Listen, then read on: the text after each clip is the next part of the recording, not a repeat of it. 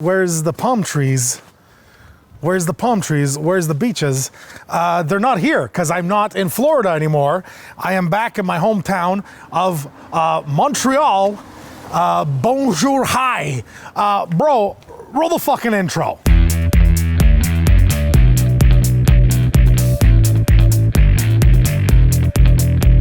What's happening? Welcome to another episode of Massimo on the go. Let me put on some sunglasses so I look wicked cool. But to me, when I put on glasses, I look like a champion. For those of you who don't know, champion in French is champion. I'm saying champion because we're back in my hometown, Montreal. Technically, we're in Laval right now. That's where my mom lives. I visit my mom because I'm a good Catholic kid. I visit my mom when I'm in town, and also staying at my mother's house is cheaper than getting like a hotel room or whatever. You know, she cooks for me. It's nice. She makes the laundry for me. I'm kidding. I do my own laundry, bro. I'm a grown man.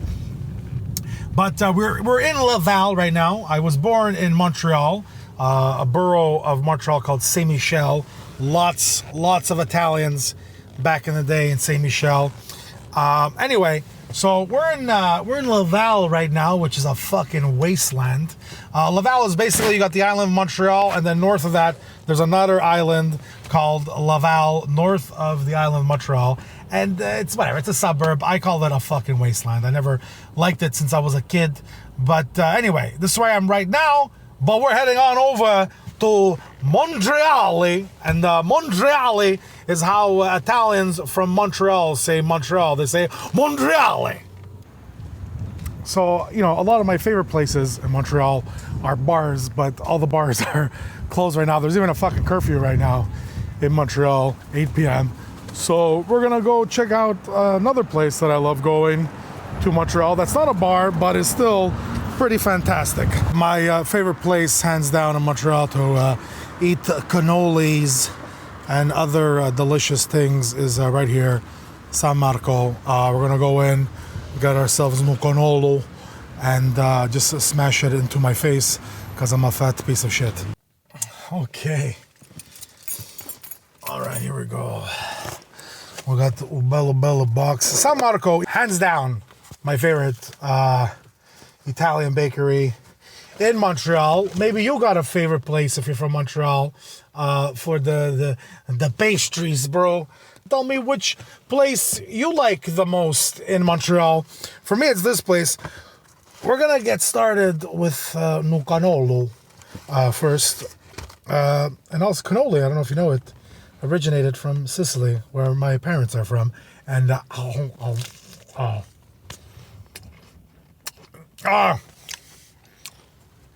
it's so good. My car is back in Florida, so I'm using my mom's car, and there's crumbs everywhere. And not to sound like a teenage boy, but my mom is gonna kill me. Let's see what else we can find in Montreal. Like I said, the bars are closed, so there's probably gonna be more food. Also, when in Montreal, my favorite place for bagels, and a lot of people who are from Montreal, best place for bagels is right here, Fairmont Bagels, which is located on Fairmont Street, oddly enough. All right, so we got a nice Fairmont. That's a nice, beautiful Fairmont bagel. What makes a Fairmont bagel beautiful is that it's a Fairmont bagel. No, but Montreal bagels in general, what's great about them, New York bagels are a lot bigger. It's not big enough for Montreal. Bagels from Montreal are the best in the world. You know, New York bagels made a lot bigger. There's more bread. There's less bread. But also what's great about Montreal bagels is that they're cooked in a wood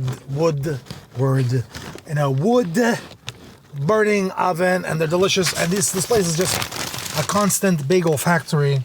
They just make them. This is like this is warm, crispy. And what you do, or at least what I've done many nights, drunk out of my face here in Montreal, you come here to this area is called Saint Viator, but you come here to Fairmont Bagel, and you smash about 6 to a dozen of these bagels in your drunken face. I'm completely sober right now because, as I mentioned, all the bars are closed right now. So, you know, so fucking good. But it's nice when you come back home and you visit. You know, your mom cooks for you. She does your laundry. You borrow her car. You know what I mean? If you feel like a kid again. Oh man, these bagels are delicious, but they taste so much better when you're smashed out of your brain and it's like 4 a.m.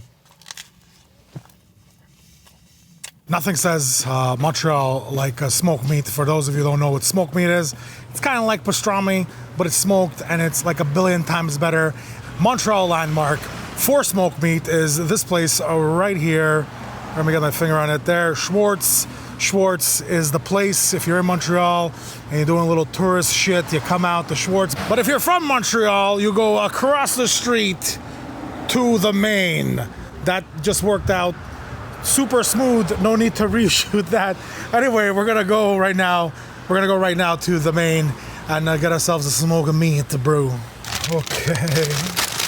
So we got. We're going to grab a Montreal smoke of meat. Like I said, the bars right now are all closed in Montreal, so I just bring you to my favorite places to eat.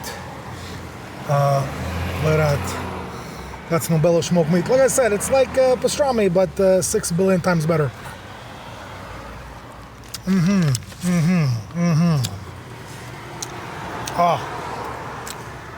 Oh. Listen, the bars might be closed. Well, that doesn't mean I can't enjoy one of these. The Main smoked meat, also you should go to Schwartz and try it because Schwartz is very good smoked meat, but Schwartz, lots of times there's like lineups and shit.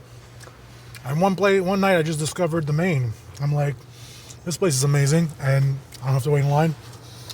And the Main, also another place. I had to show up there, smashed out of my brain. And then you smash about 2 or 3 of these things in your face.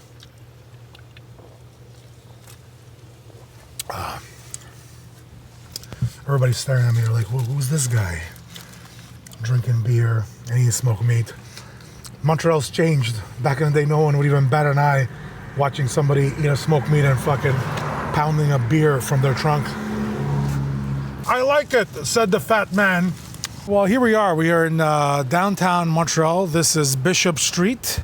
And kind of a cool moment to revisit stuff, but also kind of sad. Right through this door and right over here was a place called Jimbo's Pub, and next door there was a fire, and then when they put out the fire there was water damage, they closed the place. Anyway, long story short, this used to be Jimbo's Pub, and then after it became John Doe's Pub. But more importantly, right up there, second floor, was the Comedy Works, a comedy club. The comedy club I ever performed on, the first open mic night I ever did was right fucking in here, Jimbo's Pub. After the show, we used to come down to Jimbo's and we used to get fucking loaded. And then Jimbo one day just decided to close the Comedy Works. Then somebody else picked it up and turned it into John Doe. And now it's closed. And it's closed, it's done. They're gonna tear it down now. And they're gonna turn it into fucking condos. But this is the first fucking place I ever performed. This is the Comedy Works. This is like the first place I got the headline. I headlined here so many times. When Jimbo closed the Comedy Works and then it reopened, I headlined the opening weekend. And now this fucking place is gonna get torn down. We'll go back around. We'll go around the building and I'll show you the fire escape where people used to, smoke cigarettes and do all kinds of drugs.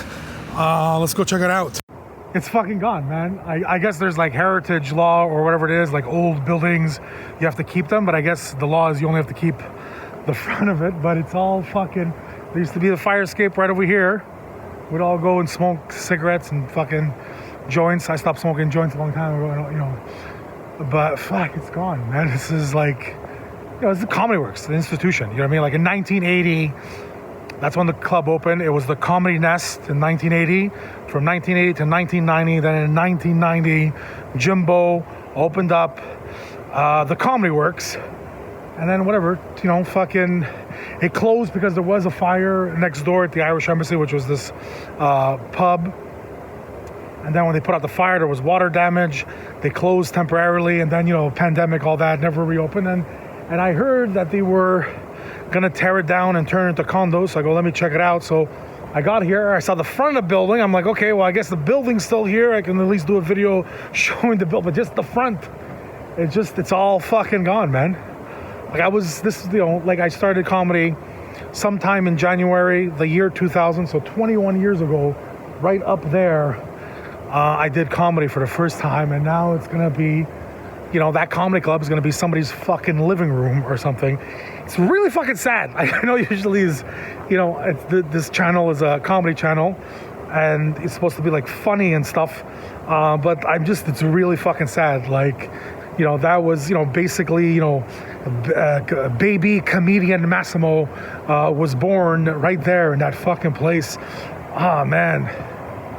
So that's basically it. That's it. It's done. You know what I mean? The Comedy Works is no more. Obviously, comedy will continue in Montreal, but that place, almost 20 years, because it closed a couple of years ago and never reopened, but almost 20 years of memories and performances that will not happen again. And obviously there's like the Comedy Nest, which is a great comedy club, which is also an institution, and a lot of great people have played there. And there's my friend Sid Coular, who produces comedy in Montreal. There's a lot of great places, but that place will be no more, and it's over. And fucking cheers to the Comedy Works, the place where basically this guy and his comedy was born.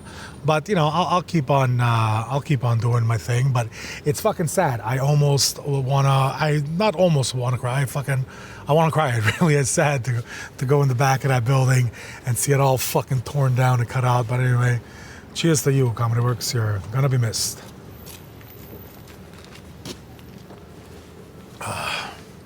So while I was recording that, a cop car started rolling in, and I grabbed the beer, and I just, old instincts kicked in, and I ran off. But anyway, I'm gonna finish my Comedy Works funeral beer. It's fucking sad. It's really sad, and I just want to say I really, really am gonna miss that place. A lot of people are gonna miss that place, and